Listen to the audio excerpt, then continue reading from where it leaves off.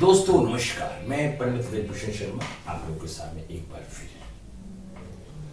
दोस्तों, जीवन भी कितना निराला है, कितना विशाल है, कितना अद्भुत है, अनोखा है। जब व्यक्ति के मूल्यांक और भाग्यांक के अनुसार मूल्यांक और भाग्यांक किसी व्यक्ति का आपस में मित्र होता है या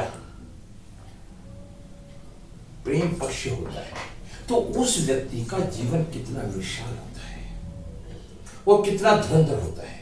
और वही ग्रह नक्षत्र यदि खराब हो जाते हैं, मूल्यांक और भाग्यांक यदि शत्रु बन जाते हैं, तो वही नंबर उसके लिए एक दुविधा का कारण बन जाता है। इसके पीछे लॉजिक क्या है?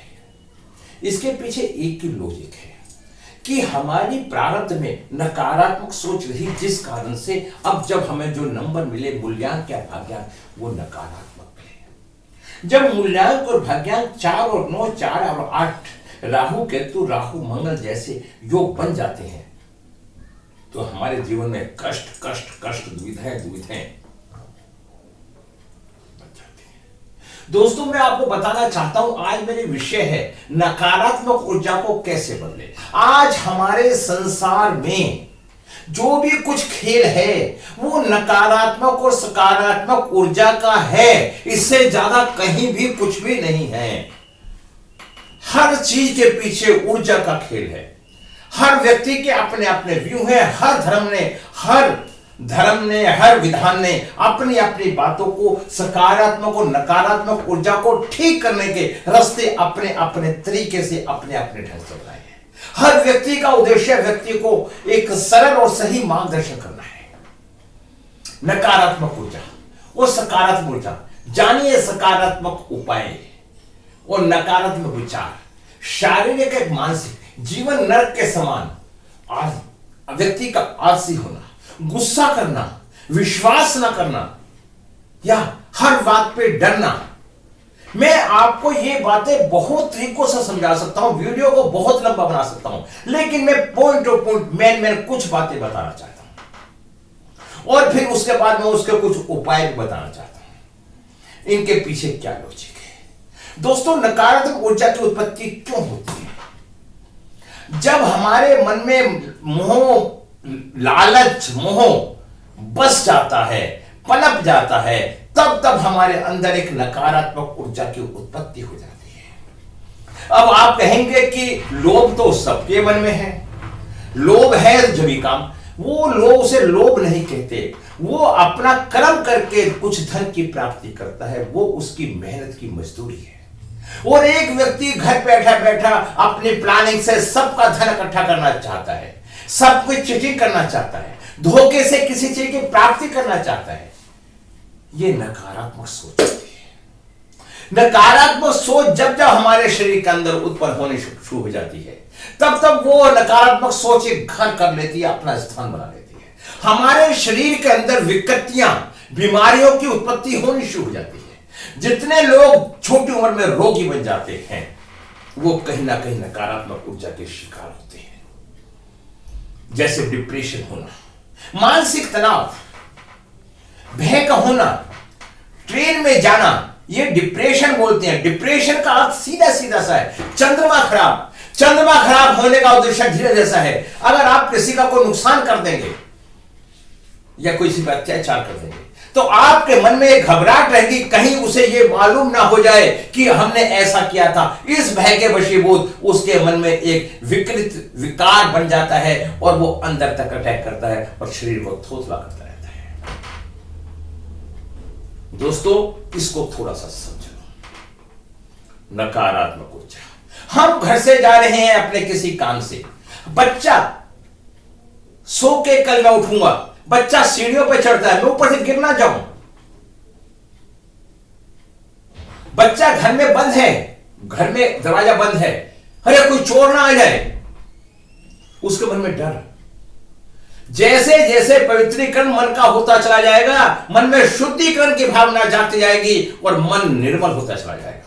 गीता में स्पष्ट लिखा है, जो तेरे भाग्य में है वो तुझसे कोई छीन नहीं सकता, और जो तेरे भाग्य में नहीं है उसे कोई दे नहीं सकता।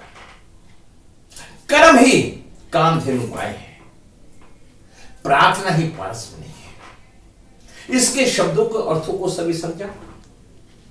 जो तेने कर्म करके अपने भाग्य में प्राप्ति की है वो कोई संसार की ताकत से छीन नहीं सकती। ईश्वर तुझे देगा ही देगा। और जो तेने कर्म नहीं करा और तू लालच कर रहा है, लोभ कर रहा है, उसकी प्राप्ति हो नहीं सकती। यदि तू कर्म करके सही सकारात्मक सोच से अपने टारगेट को निश्चित करके उसकी प्राप्ति करने का प्रयास करेगा तो कर्म ही पूजा है। कर्म ही काम देने वाले हैं जो आपको दूध की बरसात करेगी, मतलब धन की प्राप्ति होगी। प्रार्थना ही पारसमणि है। यदि आप ईश्वर का नाम लेंगे और प्रार्थना करेंगे तो आपके मन की विकृति ठीक हो जाएगी और ईश्वर की कृपा जाग जाएगी। आपका जो कार्य होता नहीं होगा वो भी हो जाएगा। दोस्तों, मेरा समझाने का तरीका अगर आपको पसंद आए तो पसंद करना। वीडियो मैंने कहा था 1 मिनट से लेके 1 घंटे की, 1 घंटे से लेके 10 घंटे तक की हो सकती है। जितनी देर कहेंगे मैं बोल सकता हूं।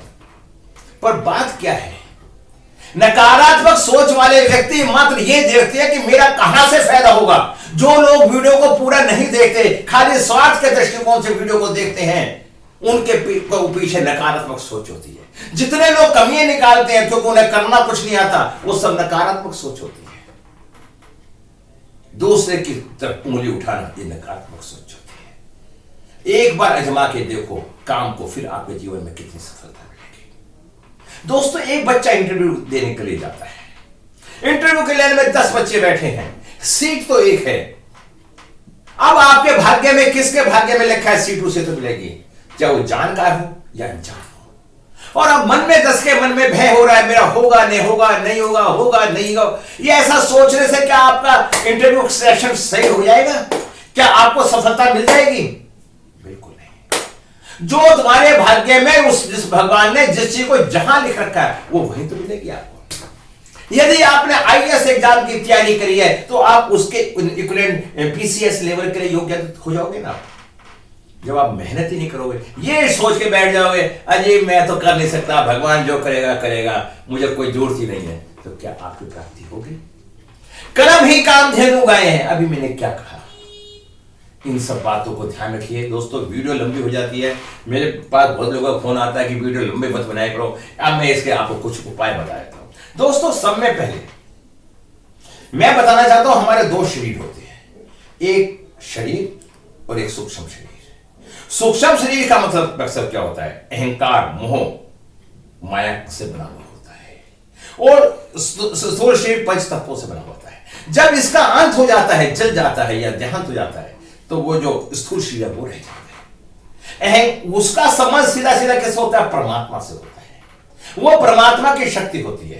परमात्मा कहता है कि ये तेरे मन से नहीं निकलेगा, अगले जन्म में मिलेगा जब भी ये सारे का सारा वास होगा। इसको कैसे दूर कर सकते हो? भगवान ने कहा है कि मेरी शरण में आ, अगर मेरी शरण में तू आ जाएगा तो मैं इसका तेरा उद्धार कर दूंगा। भगवान की शरण में आने का उद्देश्य क्या है? हम भगवान के प्रति समर्पित हो जाएं और हम भगवान में लीन हो जाएं और भगवान के नाम का जप करें। यदि मन से हम जप करते हैं तो आप एक नियम बना लीजिए आज से, आप किसी भी लेवल के हों, छोटे हों या बड़े हों, आप किसी भी लेवल के हों, आप गायत्री मंत्र का जाप, हरे कृष्णा हरे रामा का जाप आप एक बना लीजिए। आधा घंटा मुझे जाप करना है। आप उसका प्रभाव 1 महीने में देखना। आप नकारात्मक सोच का व्यक्ति कभी पूजा पाठ ही नहीं कर पाएगा, कभी मंत्रों का जाप ही नहीं कर पाएगा। मैं दावे से कह रहा हूं, क्योंकि उसमें प्रभु की कृपा ही नहीं है। जब उसमें प्रभु की कृपा होगी तो वो इस काम को करेगा। जब वो जाप करेगा हरे कृष्णा कृष्णा कृष्णा हरे हरे, हरे रामा राम राम हरे हरे। आप ये मन से डांस करते हुए हरे रामा हरे कृष्णा कृष्णा कृष्णा हरे रामा, अगर आप इस तरह से एक नियम बना लीजिए, देखिए आपकी मानसिक स्थिति कैसे निर्मल हो जाएगी और आपको एक आनंद की उत्पत्ति होगी। शारीरिक मानसिक जीवन नरक के समान होता है। आलसी, गुस्सा, तनाव, अवसरवाद, कलेश, ये घर में चिड़चिड़ापन, इरिटेट होना, ये सब नकारात्मक ऊर्जा है। फिर मैं आपको एक उपाय बताता हूं। आप कपूर को नित्य नियम भगवान की पूजा करो और कपूर की आरती अपने घर में चलाओ। फिर देखो आपके घर से कैसे आप घर में व्यक्ति बढ़ता है, बढ़ते ही गाली गलौज शुरू होती है, पत्नी पति के प्रति, पति पत्नी के प्रति, उनके विवाद होते हैं, नकारात्मक ऊर्जा। अब वो व्यक्ति वहीं से परेशान हो, एक व्यक्ति ड्रिंक करता है, घर पे आता है, घर पे आते हैं डंडेबाजी लगते हैं, ये सब क्या है? नकारात्मक ऊर्जा है। इनको सबको खत्म करने के लिए आपको भगवान की शरण में जाना पड़ेगा। और एक उपाय बताता हूं मैं। शनिवार के दिन एक पानी वाला नारियल लें और सभी सदस्यों को सिर को ऊपर से क्लॉकवाइज घुमाएं, फिर काला धागा बांध कर कहीं दूर जाकर उसे जला दें। नकारात्मक ऊर्जा खत्म। कोई व्यक्ति ठीक नहीं हो रहा, उसके बेड के नीचे आप सेंधा नमक एक कटोरे में रख दें और हर प्रतिदिन उसे बदलें। और आप अपने रसोई में जाएं, आप प्याज सबका होता है, एक कच्चा प्याज आप रसोई में टांग दें, आप देखना नकारात्मक ऊर्जा कैसे खत्म होगी। एक नहीं, बहुत फार्मूले हैं। जब तक हमारे मन में यह भाव नहीं बनेगा कि हम इसे कैसे ठीक करें, जब तक आप इसे ठीक नहीं कर पाएंगे। दोस्तों, समय समय पे भगवत गीता में भी श्लोक लिखा है, देवी होश गुण में मम माया दुर्त्या ममेव ये प्रधंतु माया मेता तरंते। इसका मतलब ये है कि जब जब तू मेरी शरण में आएगा तब तब तेरा ही कल्याण होगा। मां भगवती कह रही है बार बार, तू प्रभु की शरण में जा, नकारात्मक सोच को मत सोच, जो होना है वो तो तेरे भाग्य में लिखा है, तो होकर ही हटेगा। तो दोस्तों, अपनी मानसिकता को थोड़ा सा आप बदले। हमारा शरीर स्थूल 5 तत्वों से बना है और सूक्ष्म शरीर अहंकार माया से बना है। उसके अंदर अहंकार का, घमंड का, अहंकार का, लोभ का वर्चस्व है। तो प्रभा के शरण में जाने से नकारात्मक ऊर्जा खत्म हो सकती है। मैं इस पर फिर आपको एक और दूसरी वीडियो बनाने की प्रयास करूंगा। मैं अब आप लोगों से विदाई लेना चाहता हूं। उससे पहले कहना चाहता हूं, किसी व्यक्ति को कंसल्टेंसी करवानी हो, कुंडली देखने से भी क्या होता है, मैं इसकी वीडियो भी आपको बता दूंगा। कुंडली देखने से मानसिक संतुष्टि मिलती है, एक प्रेरणा मिलती है, सही कार्य करने के लिए प्रयासरत रहते हैं।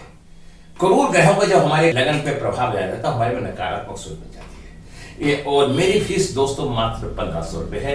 मैं आपसे निवेदन करना चाहूंगा, अगर आप अपने बच्चे की कुंडली दिखवाना चाहते हैं या आप अपने बच्चे का मिलान करवाना चाहते हैं, आज शादी हो रही है, हम एक नहीं 50 लाख रुपए खर्च करते हैं, लेकिन पंडित जी को 1500 रुपए देने में हमारी जान निकलती है, उसमें के बारे में मैं आपको विस्तार से पहले ही सब कुछ बताने की इच्छा करता हूं। मेरे यहाँ क्लासें भी होती हैं और न्यूमरोलॉजी क्लासें भी होती हैं, वैदिक की क्लासें भी होती हैं।